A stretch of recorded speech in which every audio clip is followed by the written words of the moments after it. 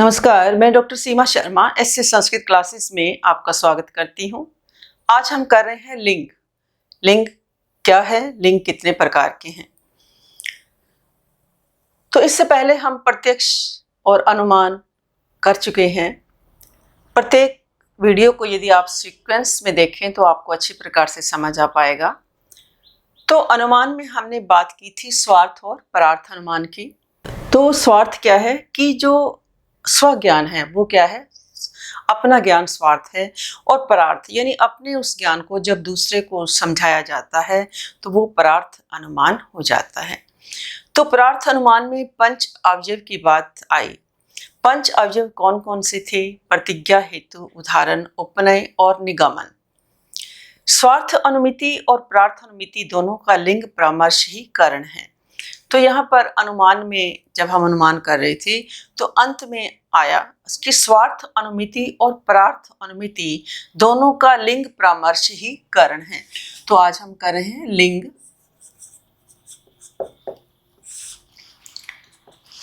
तो इन दोनों का क्या है, लिंग परामर्शीकरण है।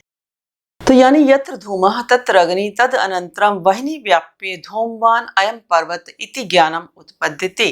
यानी जहाँ जहाँ धुआं है वहाँ अग्नि है, अग्नि का व्याप्य धूम वाला यह पर्वत, इस प्रकार का ज्ञान होता है। यही क्या है, लिंग परामर्श है। यही क्या है, हमारा लिंग परामर्श है। और लिंग परामर्शो अनुमानम, तो अनुमान में हमने लिंग परामर्शो अनुमानम जब बोला तो आज हम इस वीडियो के माध्यम से करते हैं कि लिंग जो है तीन प्रकार के हैं, अन्वय व्यतिरेकी, केवलान्वयी और केवल व्यतिरेकी। तो लिंग जो है तीन प्रकार के हैं। पहला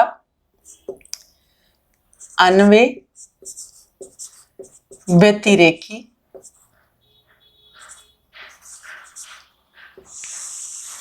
और दूसरा केवलान्वयी,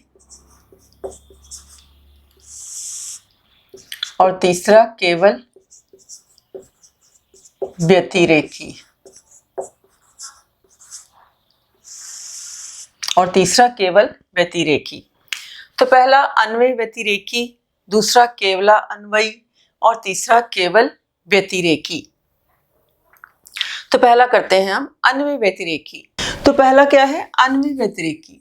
तो यहाँ अन्वय व्यतिरेकी क्या है, अन्वय मैंने कि पॉजिटिव वे, अन्वय यानी पॉजिटिव वे में बात को कहना, और व्यतिरेकी इसी का पहला हम कर रहे हैं ये सारा। और व्यतिरेकी क्या है, नेगेटिव वे में बात को कहना।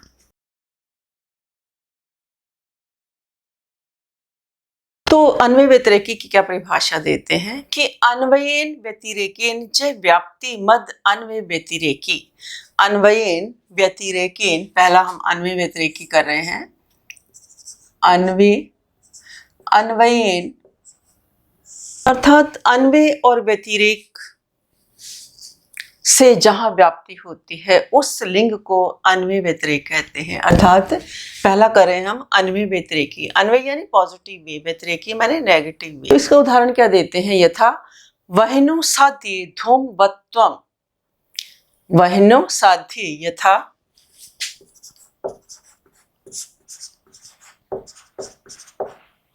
वह्नौ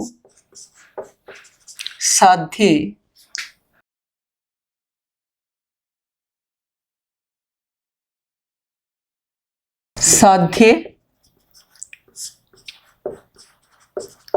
वह्नि में साधन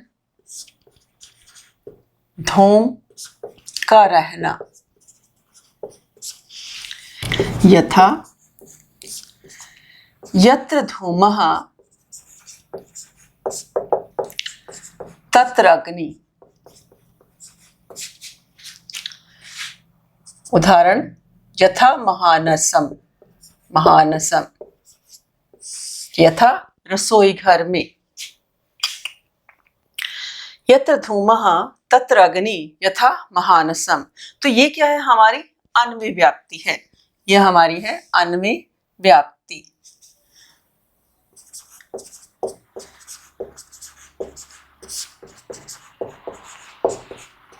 ये हमारी क्या है, अन्वय व्याप्ति है। और दूसरा व्यतिरेक क्या है कि यत्र वह्नि नास्ति तत्र धूमो अपि नास्ति। यत्र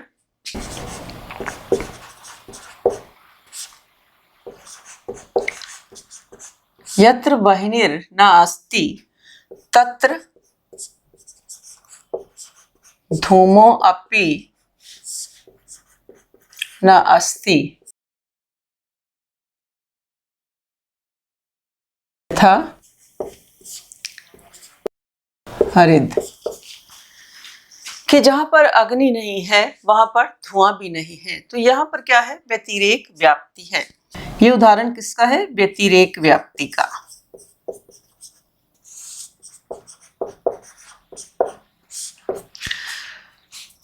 तो लिंग हमारा क्या है, 3 प्रकार का है, अन्वय व्यतिरेकी, केवलान्वयी और केवल व्यतिरेकी। तो अन्वय क्या है कि पॉजिटिव वे में बात को कहना, और व्यतिरेक क्या है कि नेगेटिव वे में बात को कहना। कि जैसे हमने क्या कहा कि जहां पर धुआं है वहां पर अग्नि है, जैसे रसोई घर में, तो ये क्या है, अन्वय व्याप्ति है।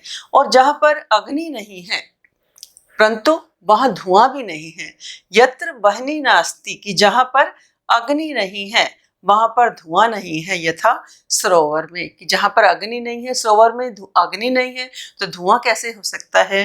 तो ये क्या है, व्यतिरेक व्याप्ति का हमारा उदाहरण है, और ये हमारा अन्वय व्याप्ति का हमारा उदाहरण है। अन्वय को जब व्यतिरेक माध्यम से बताना हो, यानी जो अन्वय है इसको जब इस व्यतिरेक माध्यम से बताना हो, तो अन्वय व्यतिरेक से एक ही बात को ही मानो समझाया जा रहा है, परंतु दोनों को बताने का ढंग क्या है, अलग अलग होता है। व्यतिरेकी व्याप्ति में क्या है कि नहीं के माध्यम से समझाने का प्रयत्न किया जा रहा है कि जहां अग्नि नहीं है वहां धुआं नहीं है, यथा सरोवर। तो ये क्या है, व्यतिरेक व्याप्ति है। तो इन दोनों को, यानी धुआं है तो आग है, ये क्या है, अन्वय व्याप्ति है। धुआं है तो आग है, ये अन्वय व्याप्ति है। यत्र वह्नि नास्ति, जहां अग्नि नहीं है वहां धुआं नहीं है, यथा तालाब। तो ये क्या है, व्यतिरेक व्याप्ति है। और इन दोनों को मिलाकर क्या होता है, अन्वय व्यतिरेकी होता है। इन दोनों को मिलाकर के, यानी इसको और इन दोनों को मिलाकर के क्या बनता है, ये अन्वय व्यतिरेकी हमारा लिंग का भेद आ जाता है। अगला हमारा दूसरा लिंग का भेद क्या है, केवला अन्वयी। इसको करते हैं केवलान्वयी को।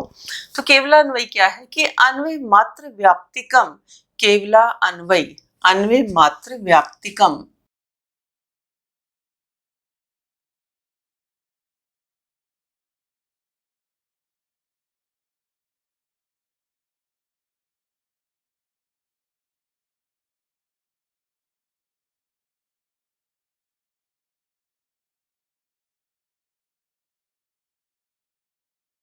अन्वय मात्र का मतलब क्या है, मात्र, केवल अन्वय व्याप्ति हो।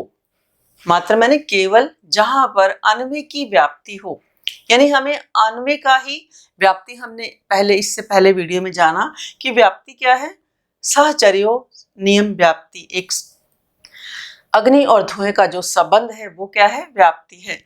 तो केवल अन्वय की व्याप्ति जिस लिंग से होती है उस लिंग को, यानी उस हेतु को क्या कहते हैं, केवला अन्वयी कहते हैं। उसको क्या कहते हैं, केवलान्वयी कहते हैं। तो इसका उदाहरण क्या देते हैं, यथा घटो अभिधेय परमेत्वात् पटवत्। यथा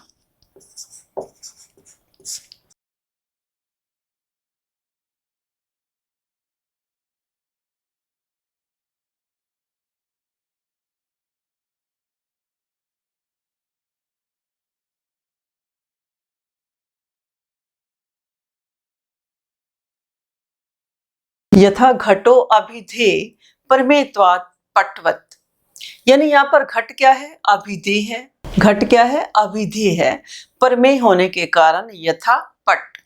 तो यहाँ पर प्रमेयत्व और अभिधेयत्व की व्यतिरेक व्याप्ति नहीं है, यानी केवलान्वयी में केवलान्वयी में क्या है कि केवलान्वयी में केवल अन्वय व्याप्ति ही होगी, व्यतिरेक व्याप्ति का यहाँ पर कोई स्थान नहीं है। तो यहाँ पर प्रमेयत्व और अभिधेयत्व में की व्यतिरेक व्याप्ति नहीं है, क्योंकि सभी कुछ प्रमेय और अभिधेय हैं। अर्थात जहाँ जहाँ प्रमेयत्व है वहाँ वहाँ अभिधेयत्व है, साध्य है। यानी जहाँ पर प्रमेयत्व हेतु है वहाँ वहाँ अभिधेयत्व क्या है, साध्य है। इन दोनों की क्या है, केवल अन्वय व्याप्ति है, व्यतिरेक व्याप्ति नहीं है। क्योंकि समस्त पदार्थ प्रमेय और अभिधेय हैं। क्योंकि जितने भी पदार्थ हैं वो क्या है, प्रमेय और अभिधेय हैं। समस्त पदार्थ प्रमेय और अभिधेय हैं। जितने भी पदार्थ हैं वो क्या है, प्रमेय और अभिधेय हैं। अर्थात ऐसी बात जिसको केवल अन्वय से कहा जा सके वो क्या होगा, केवला अन्वय होगा। यानी हमने जब पदार्थ बताए 7 पदार्थ हैं तो अभाव एक उसमें आया। तो अभाव 4 प्रकार के हैं जिसमें एक है अत्यंताभाव। तो इनका कहना है कि किसी भी वस्तु का बिल्कुल अभाव नहीं होता। यथा घट नष्ट हो जाने पर वह मिट्टी के रूप में होने पर भी पूर्ण रूप से नष्ट नहीं होता। उसका जो अस्तित्व है कभी भी समाप्त नहीं होता। यथा घट या यथा पट, यानी घट या पट के समान किसी भी पदार्थ का क्या है, उनका जो संपूर्ण अस्तित्व है वो विनाश को प्राप्त नहीं होता। तो केवला अन्वय क्या है कि जिसमें केवल अन्वय से कहा जा सके, जिसको केवल क्या है, अन्वय से कहा जा सके, वो क्या होता है, केवला अन्वय होता है। तीसरा हम करते हैं केवल व्यतिरेकी। व्यतिरेक मात्र व्याप्तिकम केवल व्यतिरेकी।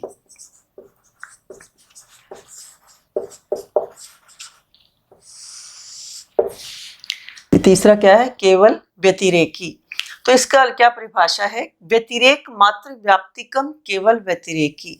मात्र माने केवल, यानी जिसकी केवल व्यतिरेक व्याप्ति हो वो क्या है, केवल व्यतिरेकी है। इसका उदाहरण क्या देते हैं, यथा पृथ्वी इतरेभ्यो भिद्यते। पृथ्वी यथा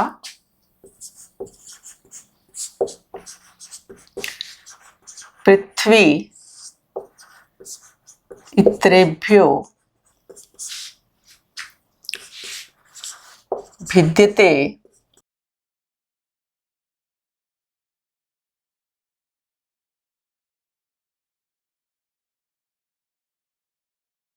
यानी पृथ्वी अन्य पदार्थ से भिन्न है गंधवती होने से। पृथ्वी जो है इतरेभ्यो अन्य पदार्थों से, भिद्यते मैंने भिन्न है गंध वाली होने से, गंधवती होने। यानी हमने जब द्रव्य के भेद किए तो पहला हमारा क्या था, पृथ्वी। पृथ्वी की क्या परिभाषा थी, पृथ्वी गंधवती की 7 पदार्थ हैं। तो उन 7 पदार्थ जो हैं, उन 7 पदार्थों में पृथ्वी अन्य पदार्थ जो इतर पदार्थ हैं उनसे भिन्न है। क्यों भिन्न है, क्योंकि पृथ्वी क्या है, गंधवती होने से। यानी जो इतर से भिन्न नहीं है वह गंध वाला नहीं है। यथा जलम, यानी फिर क्या कहते हैं कि जो इतर से भिन्न नहीं है वो क्या है, गंध वाला नहीं है। था जल जो भिन्न नहीं है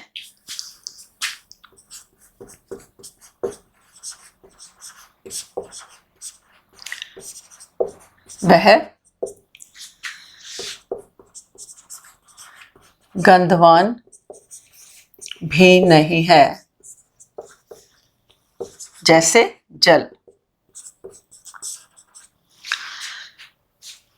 तो जो भिन्न नहीं है वह गंधवान भी नहीं, यथा जल। क्योंकि पृथ्वी कैसी है, गंधवती है, परंतु जल गंधवान नहीं है। जल में गंधत्व नहीं है, यानी वो उस पृथ्वी से क्या है, भिन्न है। इसलिए पृथ्वी जल जैसी नहीं है। पृथ्वी क्या है कि जल जैसी नहीं है, इसलिए क्या है, वो जल से भिन्न है। जहाँ पर गंध होगा वह पृथ्वी ही हो सकती है। तो आज के लिए इतना ही। धन्यवाद। जय हिंद, जय भारत।